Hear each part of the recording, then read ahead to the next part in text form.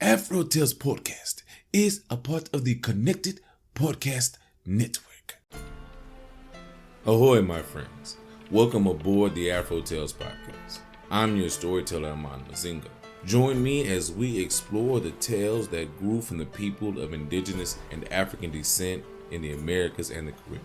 After, come and see me, chef, who will impart upon you a recipe for the story you have just heard. So with no further ado, let us set sail on this new age of exploration. Soliday versus ManCrow.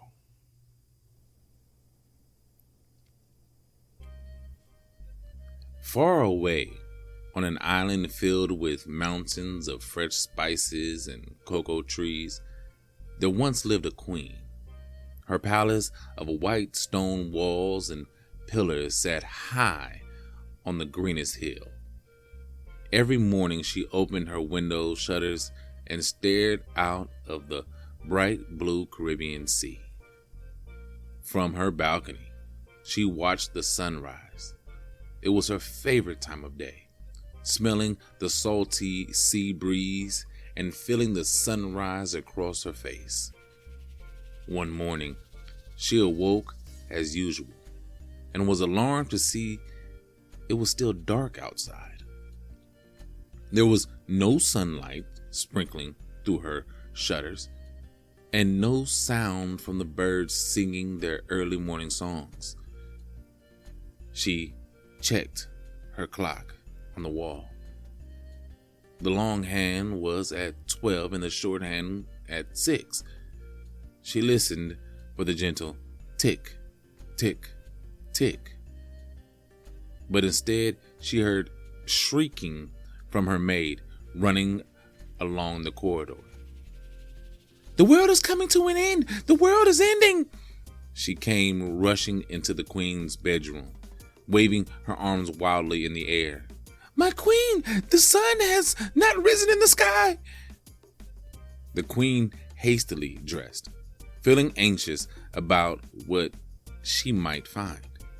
She hurried to her advisors, who were on their way with worrying news. "My queen, our island has been visited by the giant bird. His wings are so wide they completely black out the sun," one said gravely. "Where is this bird of darkness? Why is it here?" she asked, hardly believing the news herself. They told her that the bird was called ManCrow, half man, half crow. He had long black wings and sharp golden talons.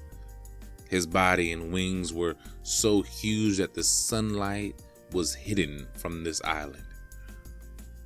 But as to why he was in their kingdom, no one knew.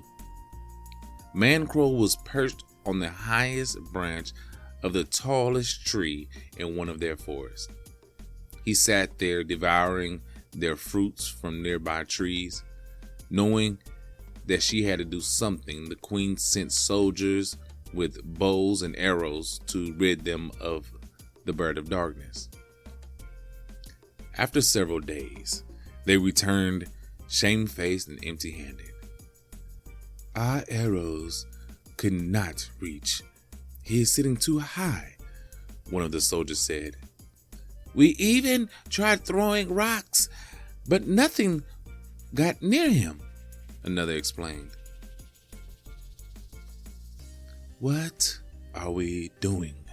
she asked them. Pacing up and down, her advisors shrugged and scratched their heads. No one had any ideas of how to get rid of the giant bird. With the sun unable to shine on the island, people's days were filled with darkness. Gray nights, they slept in darkness and woke up in darkness. Children went to school in darkness and played outside in darkness. No one traveled from the coast into the mountains for fear of losing their way. No one traveled from mountains to the coast in case they fell off the edge of a cliff. Grass could not grow, flowers could not bloom, leaves turned yellow and died. Meanwhile, in a forest filled with sweet fruits, ManCrow stretched his long black neck and sucked the juice from ripe mangoes and tamarind pods. He cracked open heart-shaped soursops and swallowed the creamy fruit inside. One dark evening, the queen stood outside on her balcony. She listened for the familiar sound of the crickets chirping, but heard nothing. Instead of seeing bright fireflies dancing between the trees, she saw a wall of darkness. Then she noticed a small crowd of people waiting outside of her palace gates. There were mothers and fathers carrying babies, children looking tired and scared, old people with walking sticks, and others leaning against the palm trees. "They have come to ask you to get rid of the bird of darkness," said one of her guards. "They will not leave the palace grounds until something is done." The queen paced up and down in her throne room and summoned her advisors. "It has been nearly a month since the wretched bird plunged our island into darkness. We must find a way to kill it," she raged, becoming more frustrated at their blank faces. "Send more soldiers?" suggested one advisor. "No," said the queen. "That does nothing. Their arrows don't even reach the bird. There's nothing for it. If you have no better ideas, I will have to ask all our people to help," she decided. The advisors dismissed her idea immediately. "If our trained soldiers cannot defeat ManCrow, what will farmers or fishermen do?" they said, almost laughing in her face. But the queen ignored them and stood on her balcony to speak to the crowd of people below. "Listen, everyone. I will offer a reward to the person who can rid us of this ManCrow. I pledge half of my wealth and riches shall be given to whoever can kill the bird and let our sunlight return." The crowd murmured down below, wondering who among them would be brave enough to face the giant bird of darkness. Word soon spread across the island about the queen's generous reward. Day after day, people set off into the forest, hoping to find and kill ManCrow. Some of them arrived at the foot of the tree where he sat and were so terrified at the sight of his hollow black eyes in the middle of his dark, feathery face that they ran straight back home. Others ignored their fears and aimed their arrows at his man-shaped body, but he was far too high in the trees for them to reach. One young man, named Soliday, lived with his grandmother in a small house on the edge of the island. They had very little money, and food they grew was running low. She was a seamstress who made colorful quadrille dresses for dancers on the island. Without any sunlight, her eyes were failing, making it hard to see her needle and thread. "Oh, look at this banana skirt. My stitches have gone wonky and uneven." She held up the bright red skirt. "Mrs. Clark would not pay for this mistake like this," she complained, squinting her eyes under the candlelight. Soliday thought his grandmother worked too hard. He wished that he could help more. Now that the island was cloaked in darkness, his work in the fields had vanished. which meant that he had no money to buy food. He turned to his grandmother and said, "Tomorrow, I'm going to use the last of our money to buy arrows." "Why do you need to buy arrows, Soliday? Are you going to hunt in the darkness?" she asked, thinking they needed food instead of arrows. I am going to hunt, but not for food. I will buy arrows to defeat ManCrow. I will win the Queen's reward. I must try to bring sunlight back to our island again." His grandmother thought he was foolish to think he could defeat ManCrow, but nevertheless gave him her last 2 coins and a spiced fruit bun for his journey. Whilst he was in town, Soliday bumped into his neighbor, a long-legged man named Jackroy, who was leaning against a wall watching people go by. "Hello, Soliday." "Hello there, Soliday. What brings you to town?" asked Jackroy. "Greetings, Jackroy." Soliday nodded and tried to hurry on his way. He did not trust Jackroy, who had a reputation for tricking people out of their belongings. But Jackroy looked Soliday up and down and noticed his traveling bag with the bow and 6 arrows. "Why do you need all those arrows?" he asked suspiciously, but Soliday refused to explain, rushing past him quickly. Once he had left Jackroy behind, Soliday made his way across the cocoa fields that lay almost bare. He knew that ManCrow was somewhere on Blue Mountain Peak. So he walked deep into the forest of slowly dying trees, heading for the mountain. He trudged through the layers of leaves that now carpeted the ground, carrying a small lamp to light his way.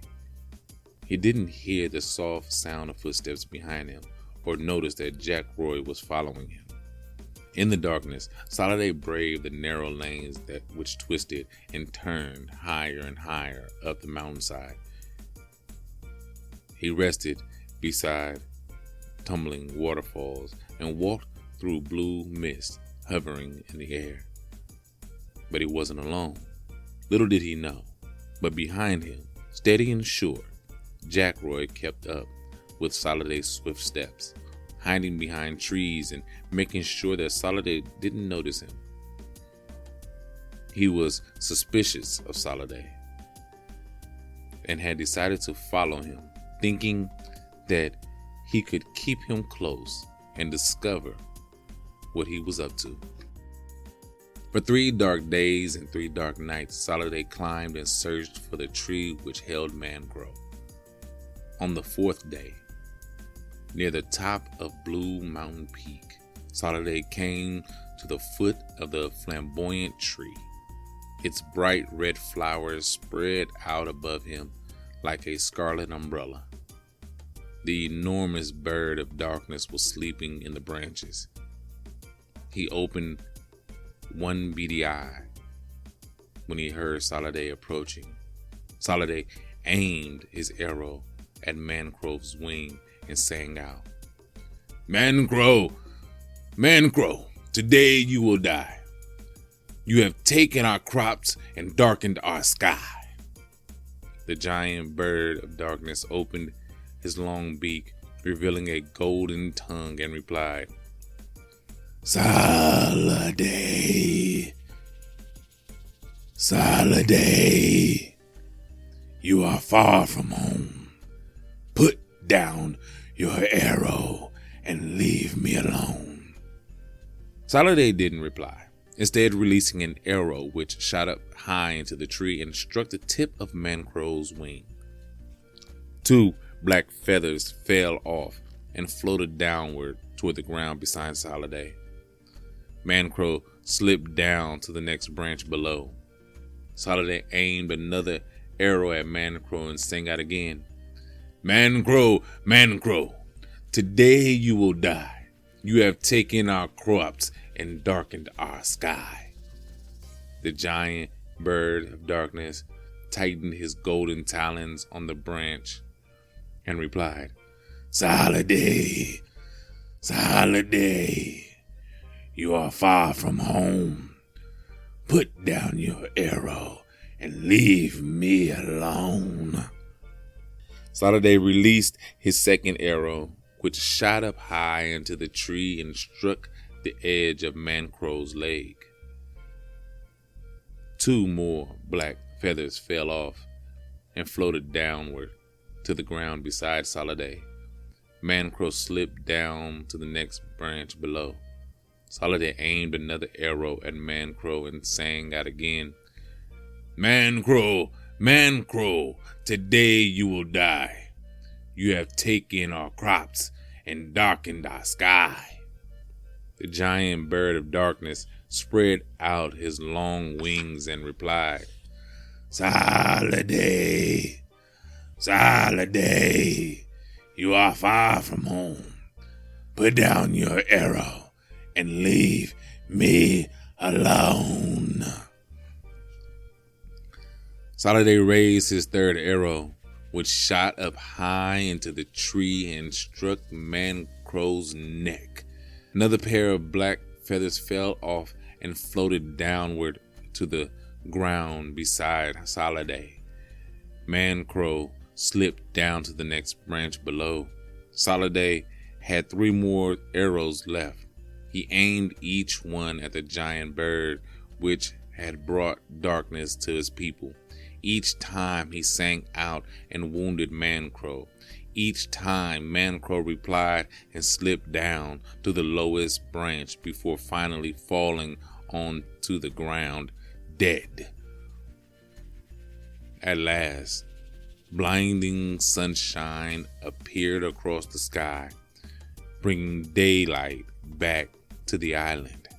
Soliday rejoiced by dancing around on the spot, singing, "He's down, he's down, I brought ManCrow down." All along, Jack Roy had been lurking behind a breadfruit tree, spying on Soliday as he shot ManCrow down. Now that ManCrow is dead, he crouched down behind the rocks and waited until Soliday was walking steadily down the twisting path. Jack Roy quietly followed behind, and when he was close enough, he reached out his long arms and pushed Soliday over the edge of the mountainside. Soliday went tumbling down the rocky path below. "That's the end of you," laughed Jack Roy, and rushed down to the Queen's palace to claim the reward for killing the giant ManCrow. "I am the one who shot the enormous bird of darkness out of the flamboyant tree with my 6 arrows," Jack Roy boasted to the Queen and her guards. She was overjoyed at the return of their sunlight. She praised Jack Roy for his bravery and skill, never once suspecting that he could be lying. "Now your reward," announced the Queen, who was overjoyed to have sunshine surrounding her kingdom. She signaled to one of her guards to bring out treasures from her chamber. Jack Roy's eyes widened as they brought out trays filled with gold coins and jars of precious stones. He rubbed his hands with eagerness at the thought of all the things he could buy with his new wealth. But just as the Queen was about to hand them over, a loud commotion could be heard in the palace grounds. The guards entered with Soliday, whose hair was disheveled and clothes were soaking wet, but otherwise unharmed. After Jack Roy had pushed him over the rocky edge, he had fallen down into a pool of natural spring water. It flowed down the mountainside, taking Soliday safely with it.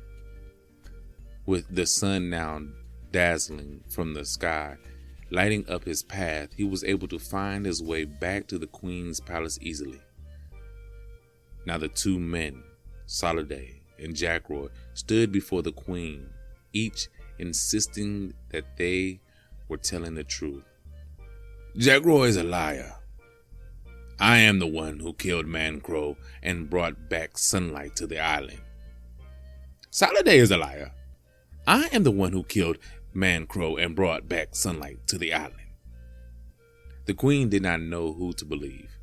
She looked from one to the other in confusion. Luckily, Soliday knew just what to do. He reached into his bag and brought out ManCrow's golden talons. I cut these from ManCrow's legs after I shot him down from the tree. This is proof I alone have killed him and deserve this reward. Jackroy is the liar, not me. Horrified that she had almost given her treasure to the wrong person, the queen demanded Jackroy be banished immediately, never allowed to return to their kingdom. Looking shamefaced, Jackroy was dragged away by the queen's guards, and Soliday given his rightful reward of treasures from her chamber. His grandmother squealed with delight when she heard the news. Their lives would now change forever because of Soliday's bravery. Never again would she need to spend her days and nights sewing or worrying about money. The entire island was jubilant that the bird of darkness had been defeated and that sunlight had returned. They rejoiced and feasted for days. Soliday and his grandmother were honored guests at the palace, dining with the queen on ackee and saltfish, curried goat, and sweet potato pudding. They ate and danced in celebration with the rest of the island folk until the golden sun went down and rose again. The end.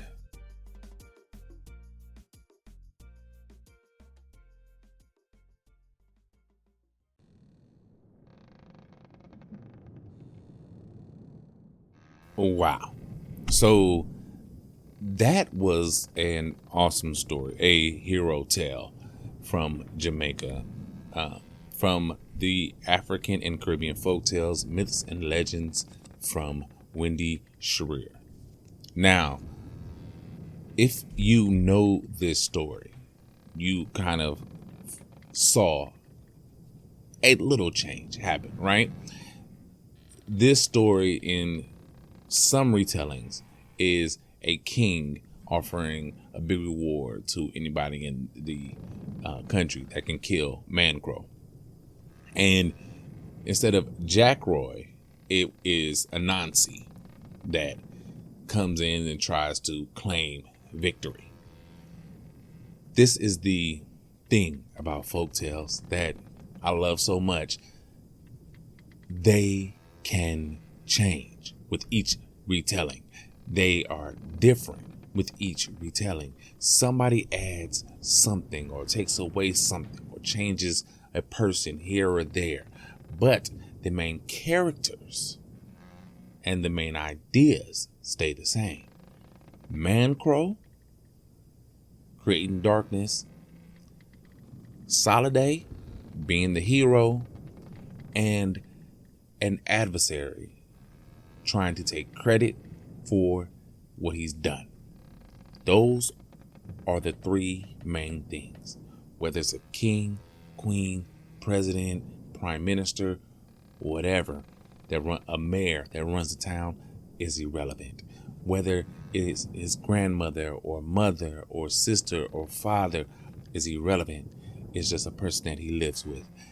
Those are the things in stories that can change as long as you keep the main characters, the main story together. It kind of still has that same message, right? And in this story, the biggest message that I could see is don't take credit for other people's work. Don't do it. Don't try to steal my glory. It's not going to work for you. You know, like you hear people say, what's what is for me is for me. No matter how long I take to get to it, you can't take my blessings. You can't take what is for me, what I'm destined to have.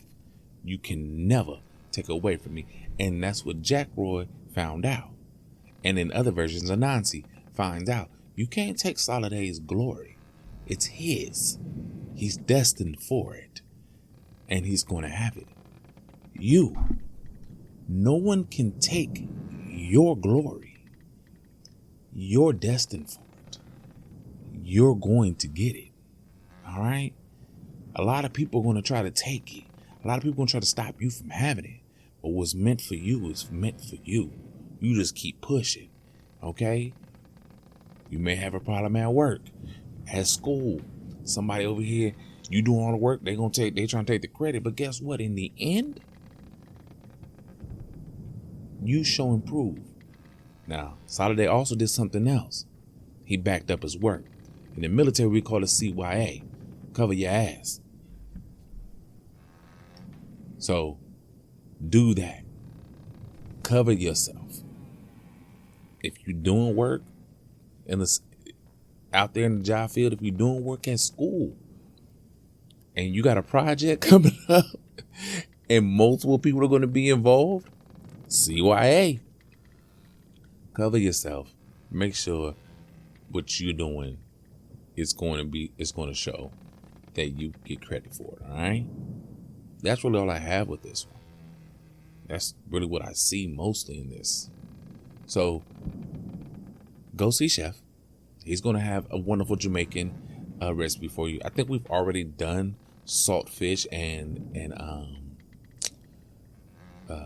a fruit one from Jamaica, and the saltfish and ackee from Jamaica. I don't know what he's going to give you. So go check it out. See what he has for you.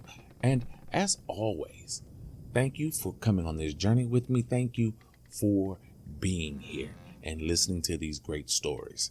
And until we meet again, as always, have a blessed day.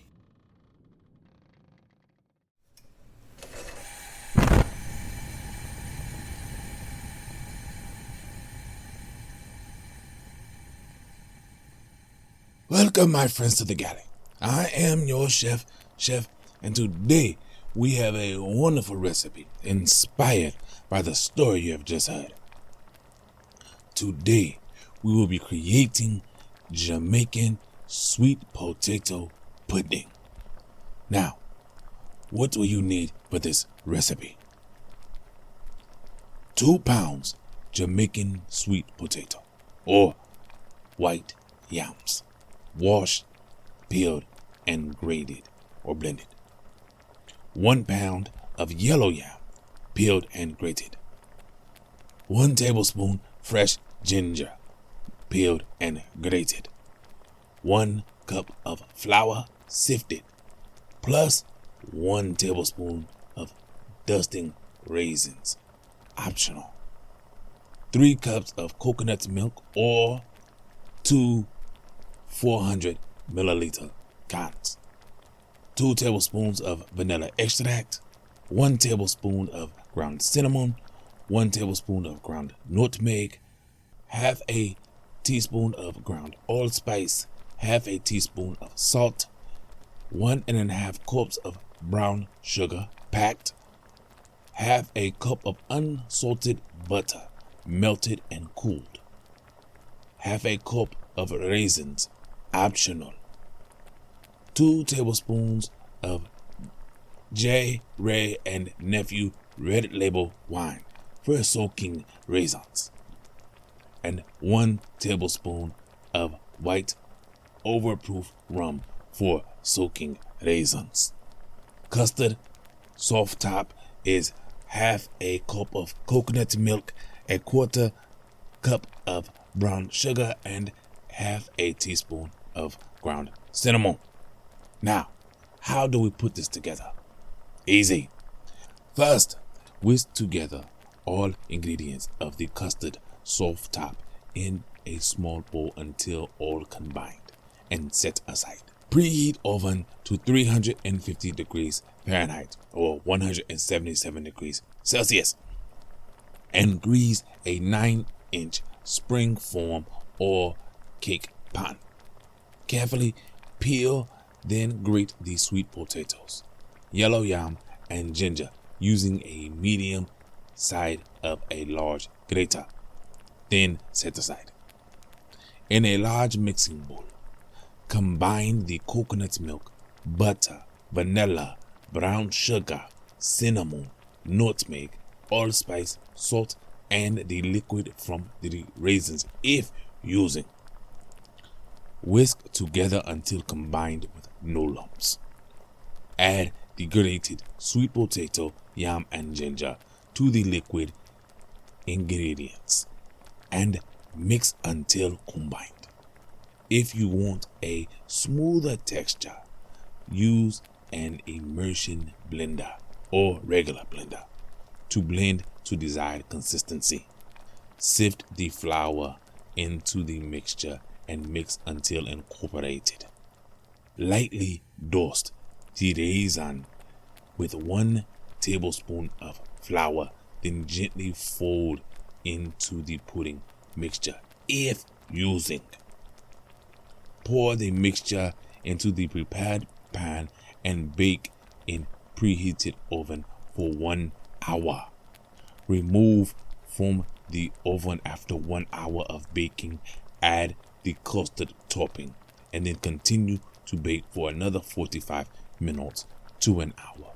Remove from oven. Allow to completely cool. Then remove from the pan. Slice, and that is it, my friend. You have done it. Now, go make this recipe yours. And until I have another wonderful recipe for you, remember Soliday and the ManCrow. And until next time, my friends, as always, enjoy.